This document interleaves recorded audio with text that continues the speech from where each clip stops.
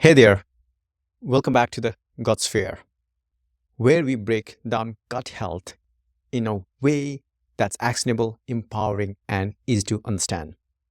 Today's episode is all about identifying patterns in your bowel movements. And trust me, this is a skill that can completely change how you understand your body. We often think of digestive issues like bloating, constipation, diarrhea, IBS, IBD as random. But what if I told you that these aren't random at all? Your gut is constantly communicating with you through patterns, and learning how to read those signals can help you pinpoint triggers and make smarter health choices and even catch early signs of more serious GI conditions. I know this can feel a bit awkward talking about poop, but your bowel movements are one of the best and honest indicators of gut health. So, in this episode, we are going to cover 1. How to identify consistent patterns in your bowel habits. 2. What those patterns might reveal about your gut health. 3. Real examples linked to conditions like IBS, IBD, and SIBO. 4. How to take actions when you spot a pattern. Stick with me, you're about to gain powerful insights that can help you take control of your health. Disclaimer. This information is for educational purposes only and is not a substitute for professional medical advice. Always consult with your healthcare provider before making changes to your diet, lifestyle, or treatment plan. Let's dive in. Identifying patterns in bowel movements. Now that we have set the stage, let's get practical. How do you actually identify patterns in your bowel movements? You have already learned in previous videos and episodes how to track bowel movements, frequency, stool, consistency, color, and symptoms like pain or bloating. But here is the thing. Tracking alone isn't enough. The real value comes from spotting repeated trends over time that can give you clues about your digestive health. What makes a digestive pattern? A pattern is when specific symptoms show up consistently over a period of 2 to 4 weeks. A single bad digestion day, that's probably just a one-off reaction, like eating something spoiled or being dehydrated. But if you keep noticing similar symptoms, like bloating every evening or constipation every Monday, that's when it starts becoming a pattern. Let's talk about how to identify patterns, step-by-step process. Let me break this down into a simple 3-step method. Step 1. Track consistently for a minimum of 2 weeks to identify patterns. You need data over time. I recommend journaling for at least 2 to 4 weeks. Log each bowel movement. Record stool consistency using Bristol stool chart types. Note symptoms like bloating, cramping, or discomfort. And also track and include lifestyle factors like diet, stress, sleep, hydration. Step 2. Review your data for repetition after 2 weeks. Sit down and review your notes carefully. Look for consistent trends such as: are you bloated every night after dinner? Does constipation worsen when you skip fiber? Do symptoms spike after certain foods? Step 3. Connect symptoms with potential triggers. Once you have identified repetition, the next step is figuring out what's causing the trend. Look for connections like: do dairy-based milks often precede diarrhea or constipation? Is stress linked with flare-ups?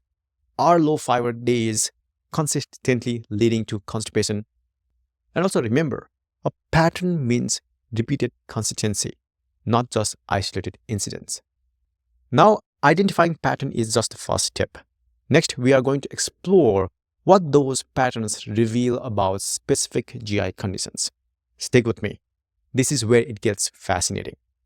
Now that you know how to identify patterns in your bowel movements, let's take it a step further. What do these patterns actually reveal? You see, Your bowel habits aren't just random data. They are clues, and different patterns often point towards specific digestive conditions. Today, I will break down the most common GI conditions, what their patterns look like, and how you can use your data to recognize them earlier.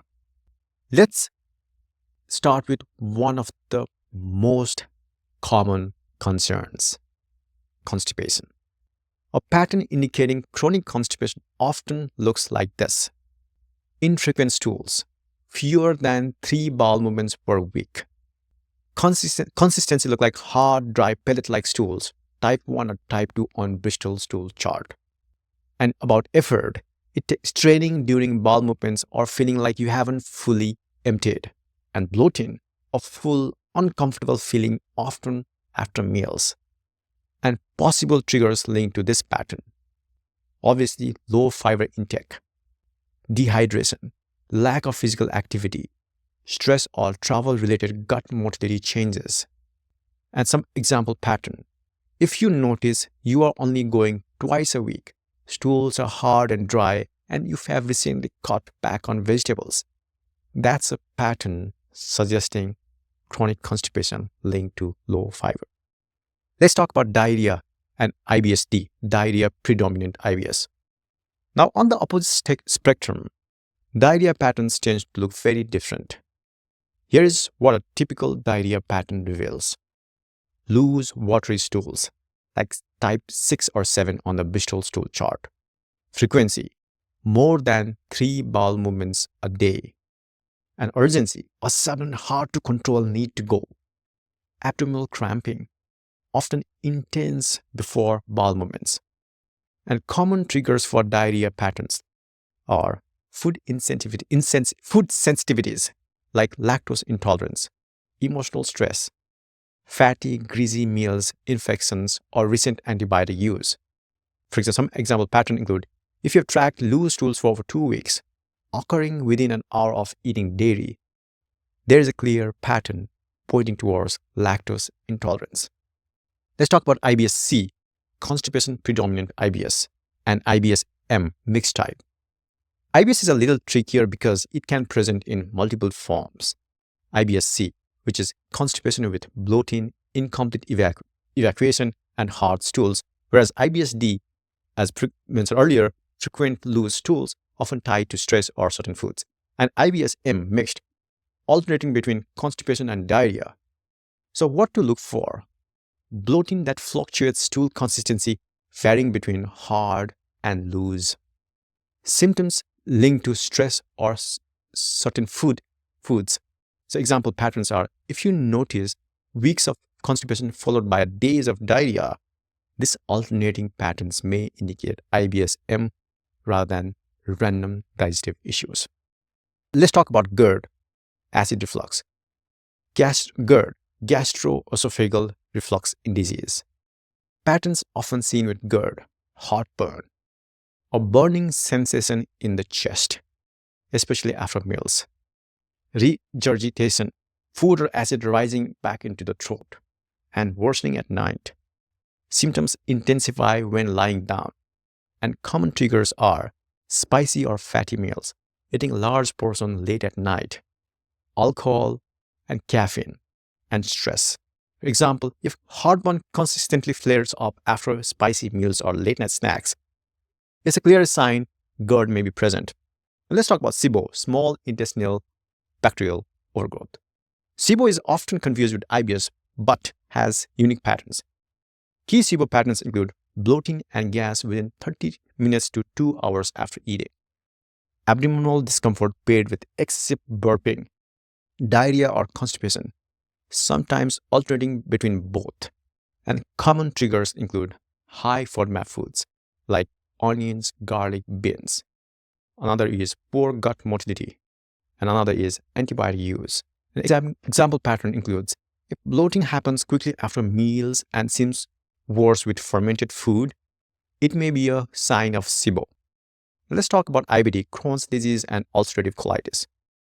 Now, for more complex patterns linked to inflammatory bowel disease, key patterns for IBD: persistent diarrhea for over 4 weeks, blood in stool, unintentional weight loss, fatigue, and nutrient deficiencies.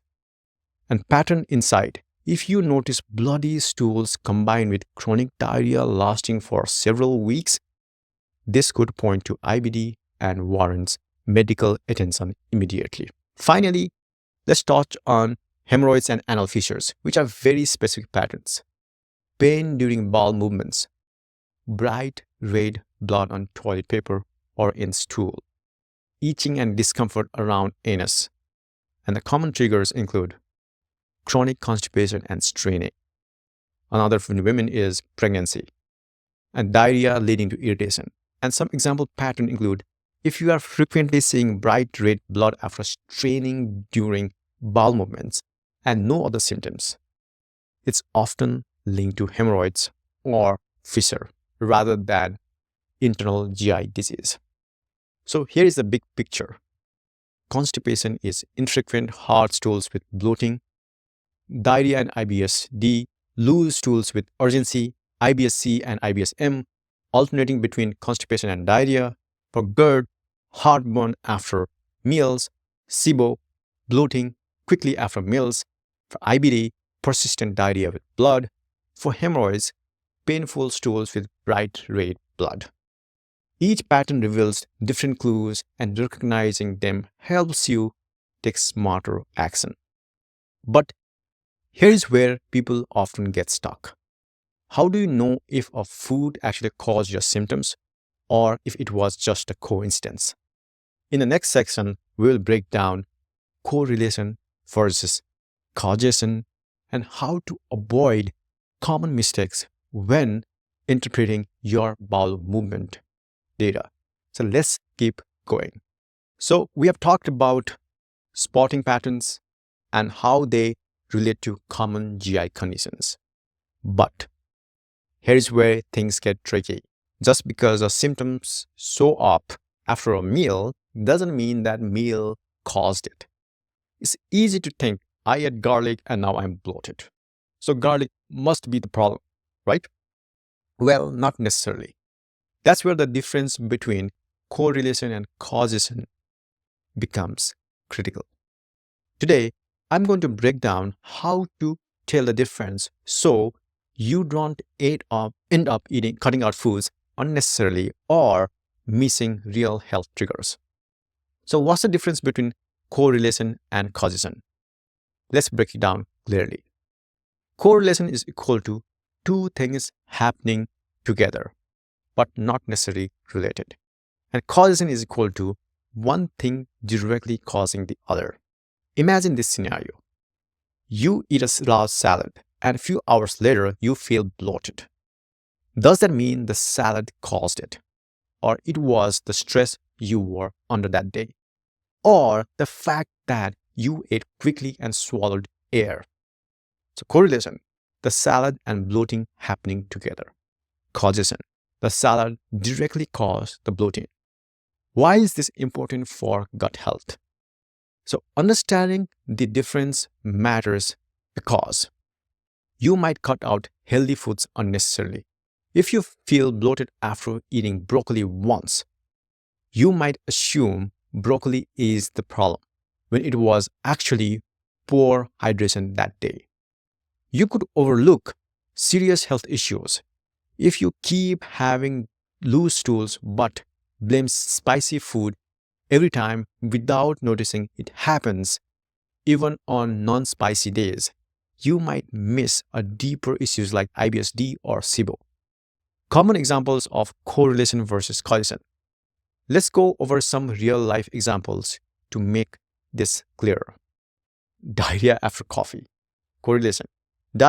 Coffee and diarrhea happen together. And causation is if diarrhea occurs every time you drink coffee, it may be caffeine sensitivity or excessive intake triggering gut motility. Second, constipation after travel.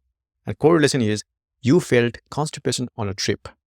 And causation could be due to dehydration, sitting for long periods, or stress from the change in routine. Third, bloating after cheese. Correlation is bloating after cheese one time. And causation is If bloating happens every time you consume dairy, it could be lactose intolerance. And how to avoid mistaking correlation for causation. So, how do you avoid these mistakes? Here is a simple approach. Step 1. Track your symptoms for several weeks. Keep a journal for 2 to 4 weeks. Log symptoms, foods, eaten, hydration, stress levels, and bowel movements. Step 2. Identify repeated patterns.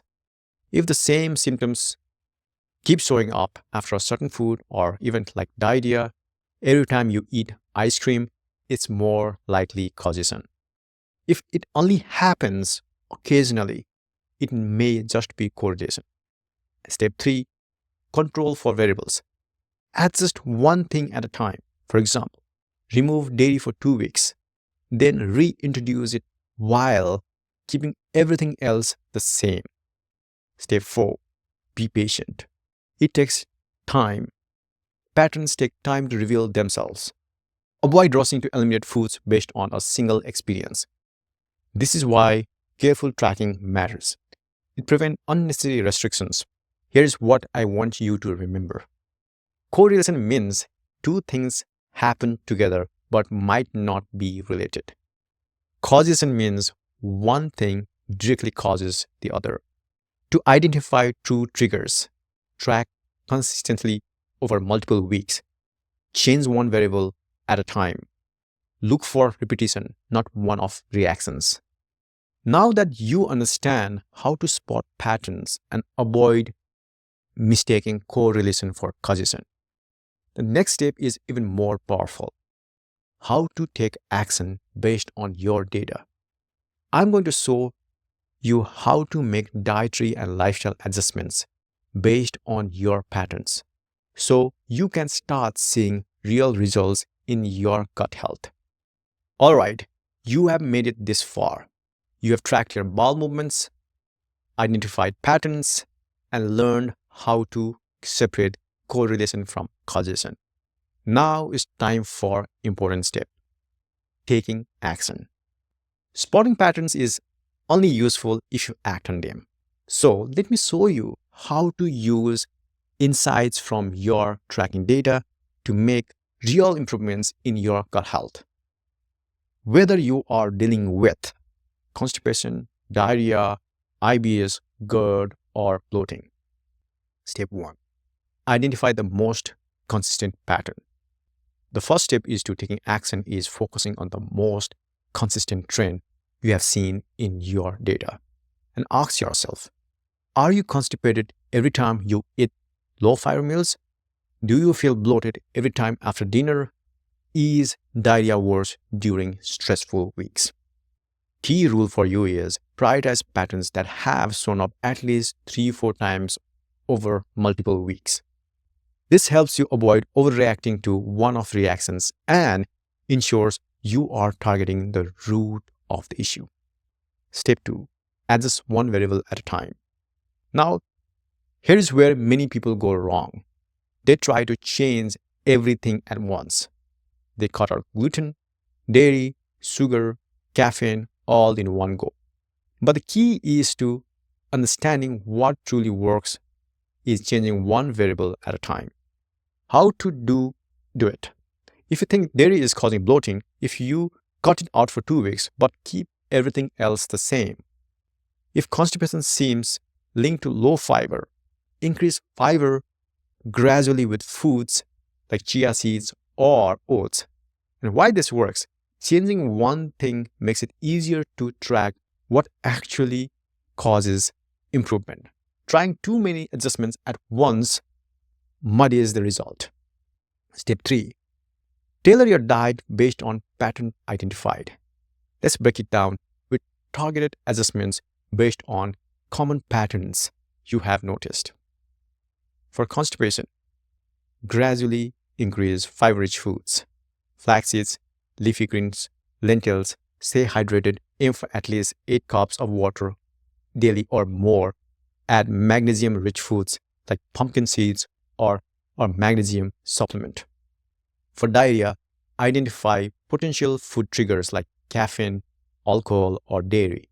Try low FODMAP diet if you have noticed sensitivity to foods like garlic, onions, or apples. Consider adding probiotics to balance your gut flora.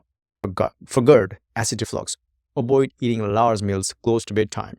Cut back on common triggers, spicy foods, citrus, caffeine. Eat smaller, more frequent meals and avoid lying down right after eating. And for bloating, reduce high FODMAP foods like legumes, garlic, and wheat. Try small meals and chew thoroughly.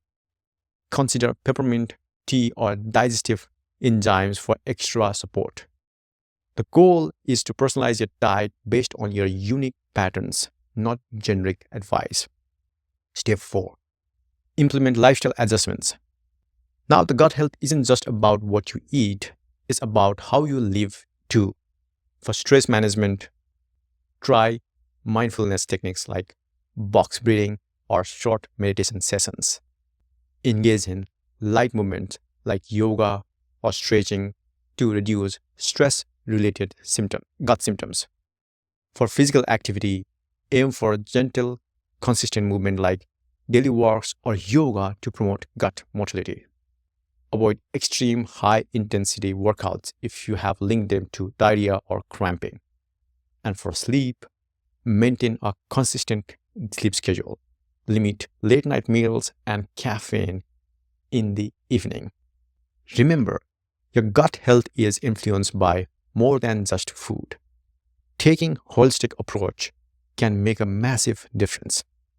And step 5, track your adjustments and reevaluate. Once you have made changes, the next step is tracking the results. And here is how to monitor progress. 1. Track consistently. Keep logging bowel movements and symptoms. Look for improvement. Are symptoms decreasing? Are stools more regular? 3. Be patient. Some gut health changes take weeks to show noticeable results. If the symptoms improve, you have found a key trigger. If not, you may need to adjust further or explore other patterns. The lesson: small targeted changes based on your patterns work. And a key takeaway for you is small steps, big wins.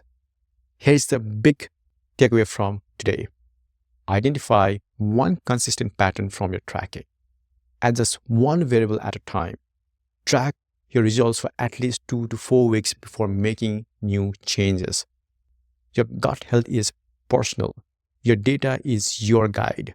Small adjustments done consistently lead to the biggest breakthroughs. Now, you might be wondering, when should you seek medical advice? In the next section, we will explore when patterns might indicate something more serious like IBD, Crohn's, or celiac disease, and how you can use data to have more productive conversations with your doctor. You have done the work, tracked your bowel movements, identified patterns, and made adjustments. But what happens when symptoms persist despite all your efforts? This is where your data becomes even more powerful, helping you decide when it's time to seek professional help. Not all gut symptoms can or should be managed alone.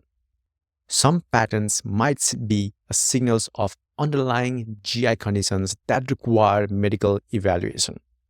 So today, I'm going to break down when persistent patterns should prompt a visit to your healthcare provider, which red flag symptoms require urgent care, how to use your bowel movement data for a more productive doctor's visit. Step 1. When persistent patterns need medical attention. Some symptoms can improve with simple adjustments, but when the patterns do not resolve or keep recurring over several weeks, it's time to get help. Here are some patterns that warrant medical attention. For chronic constipation, fewer than 3 bowel movements per week, despite fiber, and water adjustments. Persistent hard, dry stools to stool type 1 and type 2. For chronic diarrhea, loose stools occurring multiple times a week or longer than 2 weeks. Unexplained diarrhea with no obvious food trigger. Severe bloating and gas. Consistent bloating even after light meals. So symptoms persisting for several weeks despite dietary adjustments. And abdominal pain or cramping. Sharp, persistent pain that doesn't improve with rest or dietary changes.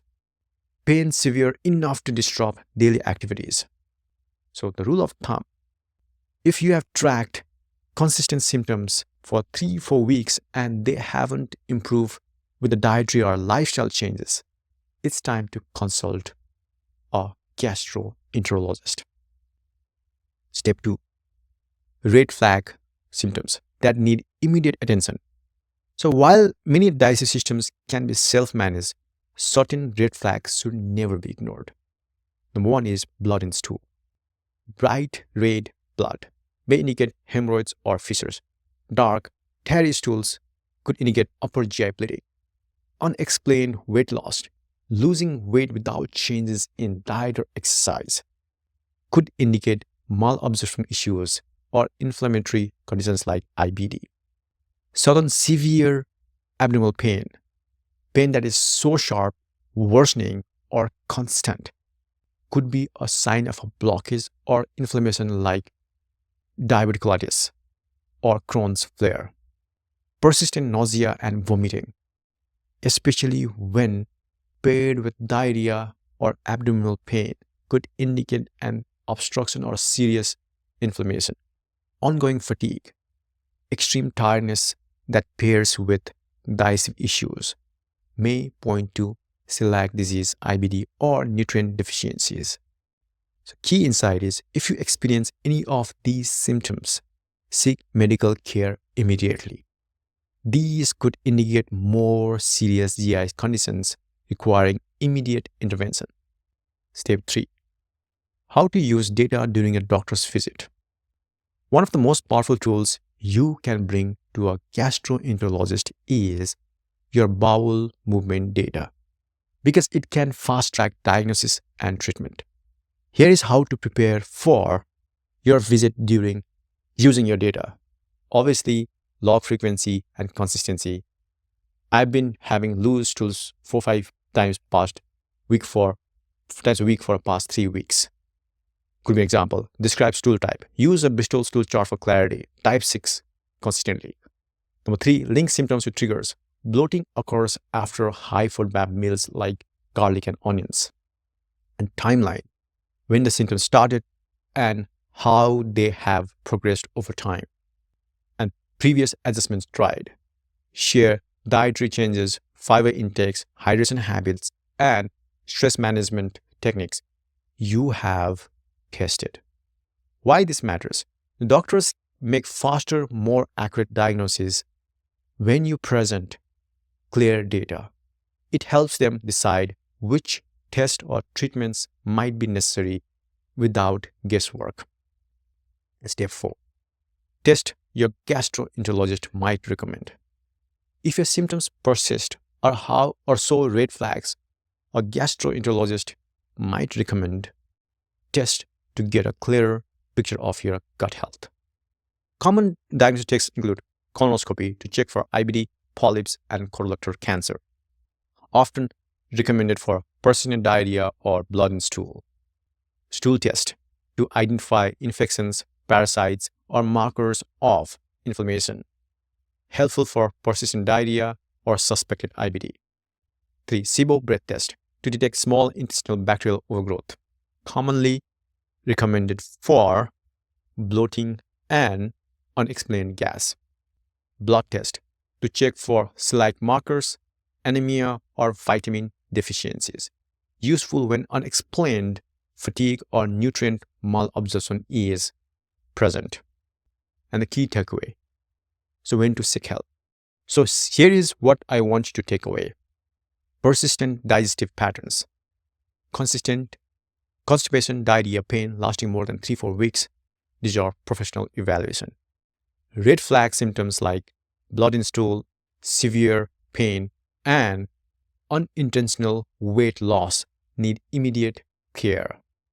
Your tracking data can be a powerful tool for faster, more accurate diagnosis and treatment. You have now learned how to track, identify patterns, understand triggers, and even when to seek professional medical help. In the final section, I will wrap it all together and share how you can continue using this knowledge to stay in control of your gut health for long term. You have made it through this entire episode, and I want you to acknowledge how powerful this knowledge truly is. Understanding bowel movements might feel uncomfortable at first, but it's one of the most direct windows into your health. We have covered a lot today. How to identify patterns by tracking your bowel movements, how to distinguish between correlation and causation, how to take targeted action based on your data, and when it's time to seek professional medical care.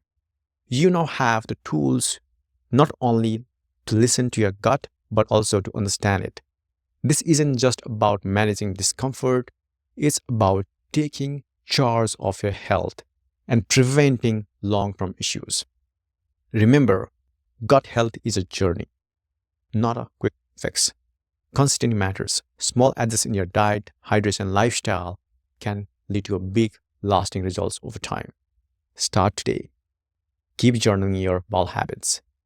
Review patterns every few weeks. Take small, manageable steps and stay curious about your health. If you found today's episode helpful, hit like, leave a comment sharing what you have learned, and subscribe for more episodes that simplify gut health. And do not forget to check out the GutSphere GI Copilot for personalized tools to help you track, understand, and optimize your gut health. See you next time, where we will explore how gut health impacts physical performance. Stay well, friends.